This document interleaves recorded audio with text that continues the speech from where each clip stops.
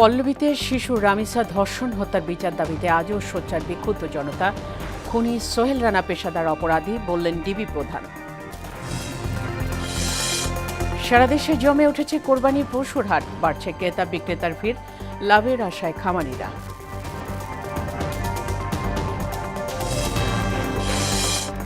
ঈদ ঘিরে ঊর্ধ্বমুখী মশলার বাজার, দাম বেড়েছে জিরা, এলাচ, লবঙ্গের। সবজি, ডিম, মুরগির সামান্য কমলেও বাড়তি সব মাছের দাম।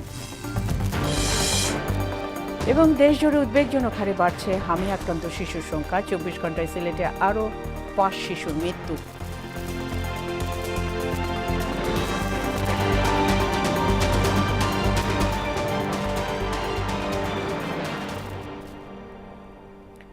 আসসালামু আলাইকুম। মোহনা সংবাদের সবাইকে স্বাগত। এতক্ষণ শুনছিলেন শিরোনাম, পুরো সংবাদের সঙ্গে আছি ফাতেমা রশি। শিশু রামিসা ধর্ষণ হত্যার বিচারের দাবিতে আজও রাজধানী সহ দেশের বিভিন্ন স্থানে বিক্ষোভ ও মানববন্ধন কর্মসূচি পালন করেছে বিক্ষুব্ধ জনতা। সকালে গুলশানে মানববন্ধন করে গুলশান সোসাইটি। এতে এমন হত্যাকাণ্ডের বিচার বিলম্বিত হলে ভবিষ্যতে এ ধরনের ঘটনা আরও ঘটবে বলে মন্তব্য করেন সংগঠনটির সদস্যরা। বক্তারা অভিযোগ করেন, এ ধরনের ধর্ষণ এবং হত্যাকাণ্ডের পর প্রতিবার এই আইনের ফাঁক ফোকর দিয়ে অপরাধীরা পার পেয়ে যায়। এর পেছনে বিচারের দীর্ঘসূত্রতাকে দায়ী করেন তারা।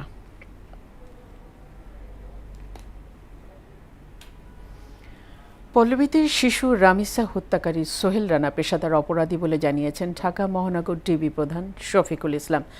বলেন, সোহেল রানার বিরুদ্ধে একাধিক মামলা রয়েছে। সকালে ডিএমপির মিডিয়া সেন্টারে আয়োজিত এক সংবাদ সম্মেলনে তিনি একথা বলেন। এ সময় সরকারি কর্মকর্তাদের পদায়ন এবং বদলির নামে প্রতারণার অভিযোগে প্রতারক চক্রের 2 সদস্য গ্রেফতারের তথ্য জানান ডিবি প্রধান। গ্রেফতারকৃতের হোয়াটসঅ্যাপ ম্যাসেজ অ্যানালাইসিস করে ভয়াবহ তথ্য পাওয়া গেছে। তারা দীর্ঘদিন ধরে প্রতারণার মাধ্যমে কোটি কোটি হাতিয়ে নিচ্ছিল। প্রতারণার সঙ্গে মন্ত্রণালয়ের আরও কোনো সদস্য জড়িত কিনা সেটাও তদন্ত করে দেখা হচ্ছে বলে জানান ডিবি প্রধান। জনৈক ব্যক্তি একাধিক হোয়াটসঅ্যাপ নাম্বার ব্যবহার করে কখনো নিজেকে স্বরাষ্ট্র মন্ত্রণালয়ের একজন ঊর্ধ্বতন কর্মকর্তা, আবার কখনো নিজেকে ক্ষমতাবান রাজনৈতিক ব্যক্তিত্ব অথবা প্রশাসনিক রাজনৈতিক ব্যক্তির নিকট আত্মীয় পরিচয় প্রদান করে। যে তার পিসিপিআর খুব একটা ভালো না, তার অতীত কর্মকাণ্ড খুব একটা ভালো না, এটা আমরা সাধারণভাবে জিজ্ঞাসাবাদে জানতে পারছি। দেশের প্রতিদিন গড়ে একজনের বেশি নারী ধর্ষণের শিকার হচ্ছে। এর বিচারের আশ্বাস মিললেও বাস্তবায়ন নেই বলে অভিযোগ করলেন মানববন্ধনের বক্তারা। সকালে জাতীয় প্রেস ক্লাবের সামনে রামিসা ধর্ষণ এবং হত্যাকাণ্ডের প্রতিবাদে আয়োজিত মানববন্ধনে এসব কথা বলেন তারা। ঢাকা মহানগর দক্ষিণ ইসলামী ছাত্রী সংস্থা সহ একাধিক সংগঠন এ মানববন্ধন কর্মসূচি পালন করে। এ সময় স্বরাষ্ট্রমন্ত্রীর বক্তব্যে ক্ষোভ জানিয়ে অভিযুক্তদের দ্রুত শাস্তির আওতায় আনার দাবিও জানান তারা। যাওয়ার পরে তিনি যথারীতি আশ্বাস দিয়েছেন যে এর বিচার হবে, সুষ্ঠু বিচার হবে। দেশে আর কয়টা ধর্ষণ এবং হত্যাকাণ্ডের মতো এরকম ঘটনা ঘটে আপনারা আসলে সজাগ হবেন। পবিত্র ঈদুল আজহা ঘিরে জমে উঠতে শুরু করেছে ফরিদপুর এবং কুষ্টিয়ার পশুর হাট। প্রতিদিনই বাড়ছে ক্রেতা বিক্রেতা আর দর্শনার্থীদের ভিড়। হাটে পর্যাপ্ত পরিমাণ পশু থাকলেও গোখাদ্যের দাম বেশি থাকায় ন্যায্য মূল্য পাওয়া নিয়ে দুশ্চিন্তায় খামারিরা। আশিস পোদ্দার বিমান এবং মিলন খন্দকারের প্রতিবেদন, জানাচ্ছেন মিশাল বিনতে আনোয়ার। ফরিদপুরের পশুর হাটগুলোতে দেশি গরুর আমদানি ও ক্রেতা বিক্রেতাদের আনাগোনা বৃদ্ধি পেয়েছে। জেলার বিভিন্ন স্থায়ী ও অস্থায়ী হাটে কেনাবেচা জমে উঠতে শুরু করেছে। চলতি বছর ফরিদপুরে লক্ষাধিক পশু কোরবানির জন্য প্রস্তুত রয়েছে।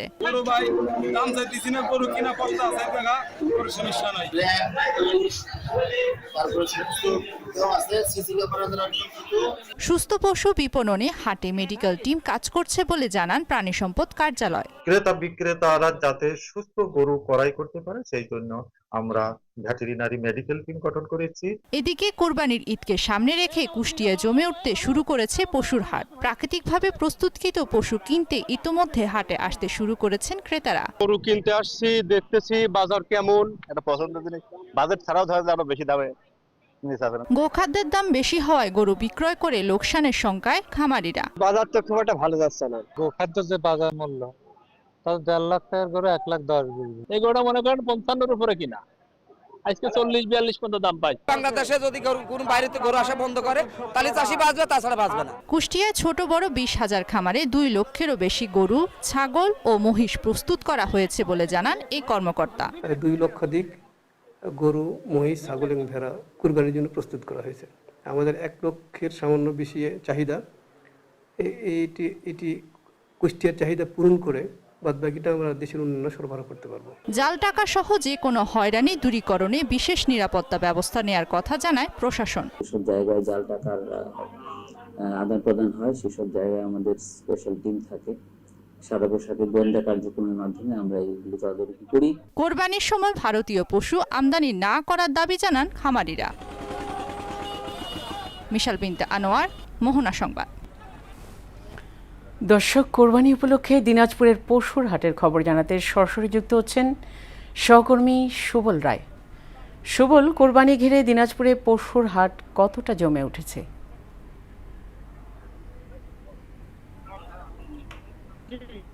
ফাতেমা, আপনি যেমনটি বলছিলেন যে দিনাজপুরে কিন্তু জমে উঠেছে কিন্তু কোরবানির পশুর হাট। ইতিমধ্যে কিন্তু আপনি আমার পিছনে লক্ষ্য করছেন যে পর্যাপ্ত পরিমাণ কিন্তু দেশীয় গরুতে ভরপুর হয়ে গেছে এই হাট।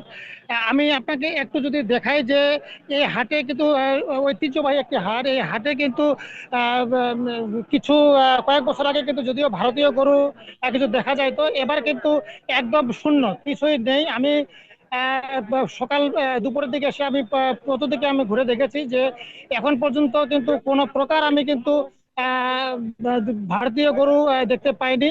তবে এখানে যেটুকু গরু উপস্থিত আছে তো শুধু দেশীয় গরু, পাশে মহিষও আমি দেখতে পেয়েছি। তো এখানে আমি খামারিদের সাথে আমি একটু কথা বলেছি। তিনারা আমাকে যেমনটি বলেছেন যে আসলে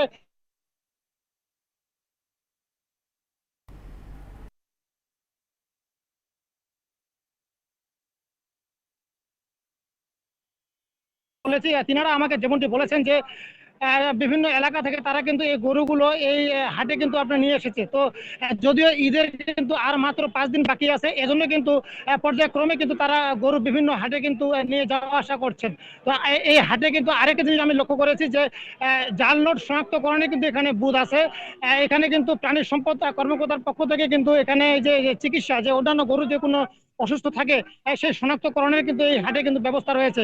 আমি আরেকটু কথা আপনাকে জানিয়ে রাখি যে এই 13টি উপজেলায় কিন্তু এবারে চাহিদা রয়েছে কিন্তু 2,75,000-এর মতো গরু, এবং এখানে কিন্তু যে উদ্ভিদ আছে যে 1.5 লক্ষর মতো গরু কিন্তু এখানে উদ্ভিদ আছে। তো এখন পর্যন্ত কিন্তু এই হাটগুলোতে শান্তিপূর্ণভাবে কিন্তু বেচা বিক্রি চলমান রয়েছে। তো ফাতেমা, এই ছিল আমার দিনাজপুর থেকে সর্বশেষ তথ্য। সুবল, আপনাকে ধন্যবাদ। কোরবানির ঈদ ঘিরে ঊর্ধ্বমুখী মশলার বাজার, বিশেষ করে দাম বেড়েছে জিরা, এলাচ ও লবঙ্গের। ঈদ ঘিরে প্রতি বছর দেশের মশলার বাজারে 30-35% চাহিদা বেড়ে যায়। বাড়তি এই চাহিদা ঘিরে পাইকারি থেকে খুচরা পর্যন্ত পুরো বাজারে তৈরি হয় উত্তাপ। এদিকে স্বস্তি নাই মাছের বাজারেও। সরবরাহ সংকটের অজুহাতে বেড়েছে সব মাছের দাম, তবে কমেছে দীর্ঘদিন ধরে ঊর্ধ্বমুখী থাকা সবজির বাজার। স্বস্তি ফিরেছে গরিবের আমিষ, ডিম এবং মুরগির দামেও। বাজার ঘুরে আরও জানাচ্ছেন উষা ফেরদৌস। বাঙালির রসনা বিলাসে মশলা এক অবিচ্ছেদ্য অংশ। খাদ্যাভ্যাস আর ভোজনপ্রিয়তা, বৈচিত্র্যময় খাদ্যরুচি সবকিছুর সঙ্গেই মশলা ওতপ্রোতভাবে জড়িত। আর উৎসবের খাবার তা যদি হয় কোরবানির ঈদের মাংস রান্না, সেখানে তো বৈচিত্র্য মশলারই সমাহার। আমদানি ও সরবরাহ স্বাভাবিক। জাতীয় রাজস্ব বোর্ড এনবিআর তথ্য মতে 2025 সালে আমদানি হয়েছে 5,74,000 টন 14 ধরনের মশলা। চলতি বছরের প্রথম প্রান্তিকেই অর্থাৎ জানুয়ারি থেকে 15 এপ্রিল পর্যন্ত আমদানি হয়েছে প্রায় 2 লাখ টন। তবে ঈদের 30-35% চাহিদার বিপরীতে প্রতি কেজি জিরা বিক্রি হচ্ছে 550 থেকে 650, লবঙ্গের কেজি 1,400 থেকে 1,500। সবচেয়ে বেশি বেড়েছে এলাচের দাম। 1 থেকে 1.5 মাসের ব্যবধানে কেজিতে অন্তত 300 টাকা বেড়ে এলাচ বিক্রি হচ্ছে 4,400 থেকে 5,500 টাকায়। দারুচিনি বিক্রি হচ্ছে 480 থেকে 550 টাকায়। এছাড়া বেড়েছে আদা, রসুন আর পেঁয়াজের দামও। হ্যাঁ, আদা রসুনের দামটা বাড়ছে। আগে যে বাড়ছে যেভাবে ওইভাবে আছে তো 50-60 টাকা এদিকে দিক। এলাচি, জৈত্রী, এই জিনিসটার দাম আগেও একটু বেশি ছিল, এখনো বেশি আছে। আমদানি হলে ট্যাক্সের উপরে নির্ভরশীল। সরকার যখন মাল বাজার আমদানির অ্যাভেলেবেল থাকে তখন বাজার নিয়ন্ত্রণ থাকে, আমদানি একটু শর্ট পড়লে তখন বাজারের দাম বেশি। এদিকে স্বস্তি নেই মাছের বাজারেও, সরবরাহ সংকটের খোঁড়া অজুহাতে বেড়েছে দাম। আসলে মাছের বাজার তেলাপিয়া বাঙাল বলে কিছু নাই, সব মাছই দাম বেশি। মাছের দাম বাড়ছে, মানুষ সব গ্রামে চলে যাইতেছে, গ্রামে যাওয়া গ্রামে মাছ কমায়। দীর্ঘদিন ধরে লাগামহীন থাকা সবজির বাজারে ফিরছে স্বস্তি। বেশিরভাগ সবজির দামই কমেছে। বেগুন, বরবটি, লাউ, করলা সবই 60-এর ঘরে। মোটামুটি সব সবজির দাম একটু কম, এখন গত সপ্তাহে যেমন বরবটি বেচে 100 টাকা, আজকে 80 টাকা। এদিকে কমেছে গরিবের আমিষ ব্রয়লার মুরগির দাম। কেজি প্রতি বিক্রি হচ্ছে 160 থেকে 165 টাকায়। কমেছে ব্রয়লারের বাদামি ডিমও, ডজন বিক্রি হচ্ছে 120 টাকায়। ডিমের দাম 120 টাকা কমছে। বল আপনি হলো 155-50 টাকা পাইকারি আমরা কিনে আনছি। নিত্যপণ্যের বাজার স্বাভাবিক রাখতে নিয়মিত বাজার তদারকির দাবি ভোক্তাদের। উষা ফেরদৌস, মোহনা সংবাদ, ঢাকা। দেশজুড়ে উদ্বেগজনক হারে বাড়ছে হামে আক্রান্ত শিশুর সংখ্যা। সংক্রমণের এই ঊর্ধ্বগতির মধ্যেই গেল 24 ঘন্টায় হাম এবং হামের উপসর্গ সিলেটে আরও 5 শিশুর মৃত্যু হয়েছে। মারা যাওয়া 5 শিশুর মধ্যে 2 জন Sylhet MAG Osmani medical college হাসপাতালে, 2 জন শহীদ শামসুদ্দিন আহমেদ হাসপাতাল এবং 1 জন সুনামগঞ্জ জেলা সদর হাসপাতালে চিকিৎসাধীন ছিলেন। এ নিয়ে সিলেটে মারা গেছেন 47 জন। বর্তমানে সিলেট বিভাগের বিভিন্ন হাসপাতালে হামের উপসর্গ নিয়ে চিকিৎসাধীন রয়েছেন 283 জন। শুক্রবার সকালে বিষয়টি নিশ্চিত করেছে বিভাগীয় স্বাস্থ্য অধিদপ্তর। দেশের 4 জেলার উপর দিয়ে বয়ে যাচ্ছে মৃদু তাপপ্রবাহ। বর্ষার শুরু আগ পর্যন্ত এই তাপপ্রবাহ থাকবে বলে জানিয়েছে আবহাওয়া অধিদপ্তর। কয়েক জেলায় তাপপ্রবাহ চললেও দেশের উত্তর এবং উত্তর পূর্বাঞ্চলের বেশ কয়েকটি জেলায় বজ্রসহ বৃষ্টি অব্যাহত রয়েছে। দিনে ও রাতে তাপমাত্রা পার্থক্য কমে যাওয়ায় ভ্যাপসা গরমের অনুভূতি বেশি হচ্ছে। মফিউর রহমানের রিপোর্ট। ঋতুচক্রে দেশের আবহাওয়ায় এখন চলছে গ্রীষ্মকাল। এই সময় সাধারণত দেশের তাপমাত্রা অনেক বেশি থাকে, সেই সঙ্গে বেশি থাকে গরমের অনুভূতি। এবারও তার ব্যতিক্রম নয়। এরই মধ্যে দেশের খুলনা, যশোর, সাতক্ষীরা ও বাগেরহাট জেলায় মৃদু তাপপ্রবাহ চলছে। খুলনা বিভাগের 4টি জেলার মধ্যে আপনার মৃদু ধরনের তাপপ্রবাহ বয়ে চলেছে এবং এই তাপপ্রবাহ আমরা আশা করছি যে সামনের কয়েকদিনও এটা অব্যাহত থাকতে পারে। আবহাওয়া অধিদপ্তর বলছে, বৃষ্টিপাত কমে যাওয়ার পাশাপাশি বায়ুমণ্ডলে জলীয় বাষ্পের পরিমাণ বেশি হওয়ায় দিন ও রাতে তাপমাত্রার পার্থক্য অনেক কমে গেছে।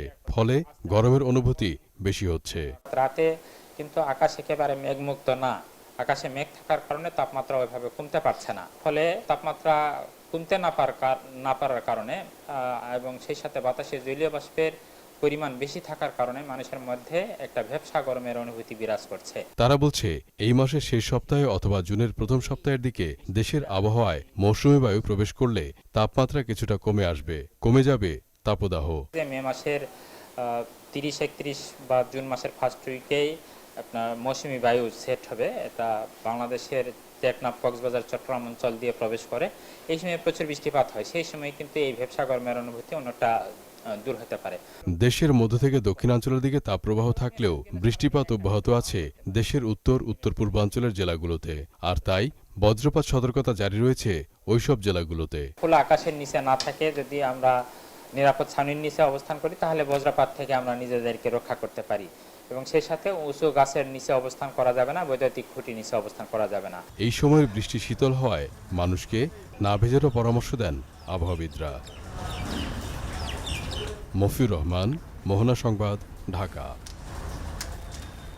আন্তর্জাতিক প্রসঙ্গ।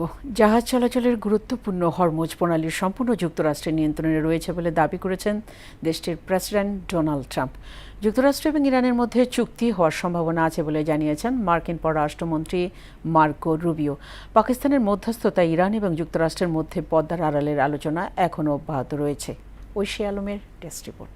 The Strait of Hormuz is a key waterway for global shipping. জাহাজ চলাচলের গুরুত্বপূর্ণ হরমুজ প্রণালী সম্পূর্ণ যুক্তরাষ্ট্রের নিয়ন্ত্রণে রয়েছে বলে দাবি করেছেন দেশটির প্রেসিডেন্ট ডোনাল্ড ট্রাম্প। হরমুজ আন্তর্জাতিক জলসীমা, সেখানে টোল আদায় গ্রহণযোগ্য নয় বলেও দাবি করেন তিনি।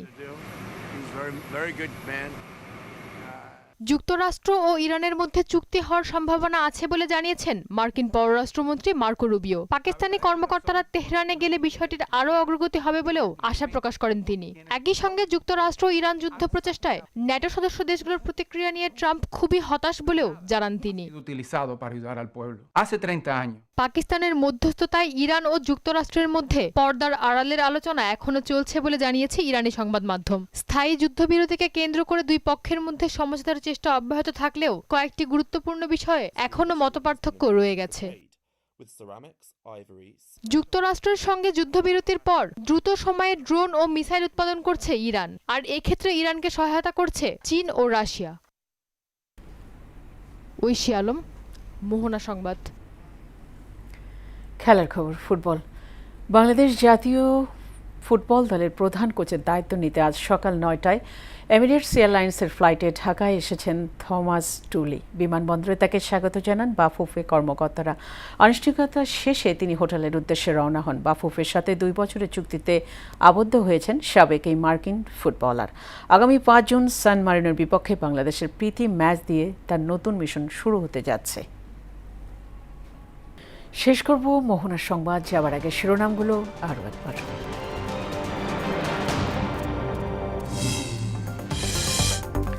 পল্লবীতে শিশুর রামিসা ধর্ষণ হত্যার বিচার দাবিতে আজও সোচ্চার বিক্ষুব্ধ জনতা। খুনি সোহেল রানা পেশাদার অপরাধী বললেন ডিবি প্রধান।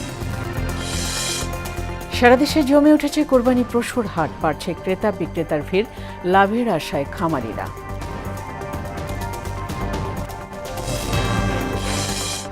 ঈদ ঘিরে ঊর্ধ্বমুখী মশলার বাজার, দাম বেড়েছে জিরা, এলাচ, লবঙ্গের। সবজি, ডিম, মুরগি সামান্য কমলেও বাড়তি সব মাছের দাম।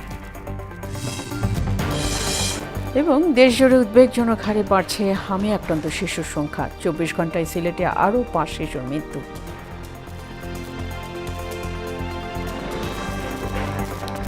এই ছিল মোহনার সংবাদে। পরবর্তী সংবাদ বিকেল 5:30। এর আগে বিকাল 3টায় দেখবেন সংবাদ এক নজরে। মোহনার সব শেষ খবর জানতে ভিজিট করুন www.mohana.tv। সংবাদ দেখতে পারেন ফেসবুক ও ইউটিউবে। এতক্ষণ সঙ্গে থাকার জন্য সবাইকে ধন্যবাদ।